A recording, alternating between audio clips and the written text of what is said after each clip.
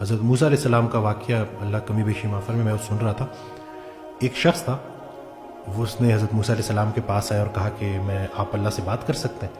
تو آپ میرا ایک سوال پوچھیں اللہ سے کہ میں پہلے بڑا نیک ہوا کرتا تھا، اب جو ہے نا میں گناہ بھی کرتا ہوں، تو اللہ سے پوچھیں وہ مجھے سزا کیوں نہیں دیتا، وہ مجھے عذاب کیوں نہیں دیتا؟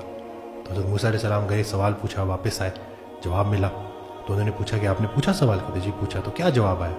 کہتے ہیں اللہ نے جواب دیا کہ اس سے پوچھ کہ جب وہ میرا ذکر کیا کرتا تھا تو اس کے دل کو جو ایک سکون ہوتا تھا کیا وہ اب ہے؟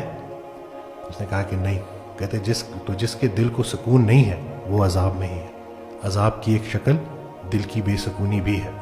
تو اگر آپ اس پورے پروسیس سے گزر رہے ہیں تو اس کو سمجھیں کہ یہ بھی دیکھیں کہ آپ کا، بلکہ وہ اکثر کہا کرتے کہ اللہ تمہارا دوست ہے اور تم اللہ کے دوست ہو.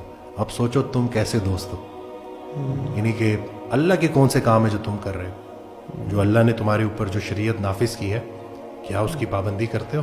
کیا وہ سارے احکامات پورے کر رہے ہو؟ یعنی کہ اللہ کو تو آپ پکار رہے ہو، لیکن اللہ نے جو آپ کے اوپر ذمہ داری ڈالی ہے وہاں پہ آپ کہاں پہ کھڑے ہو؟ کیونکہ جب آپ عمل کرنا شروع کر دو کہ شوق کے ساتھ، محبت کے ساتھ، ایسا ہو ہی نہیں سکتا کہ آپ کو زندگی میں سکون نہ ملے، کیونکہ یہ تو ٹرائیڈ اینڈ ٹیسٹڈ چیزیں ہیں. بھوکے کو کھانا کھلائیں، آپ کو انسٹنٹ ریلیف ملتا ہے. اسی طرح سے ہر نماز میں نہیں، لیکن کوئی ایک آدھ نماز ایسی ہوتی ہے کہ جس میں آپ کی کیفیت ایسی بن جاتی ہے کہ آپ کا وہ سجدہ ہوتا ہے اور اس کے بعد جب آپ سلام پھیر کے اٹھتے ہو تو آپ کی ایک کیفیت بالکل ایسے آپ لائٹ فیل کر رہے ہوتے ہو کہ جیسے کوئی ایک بالکل آپ بوجھ اتر گیا.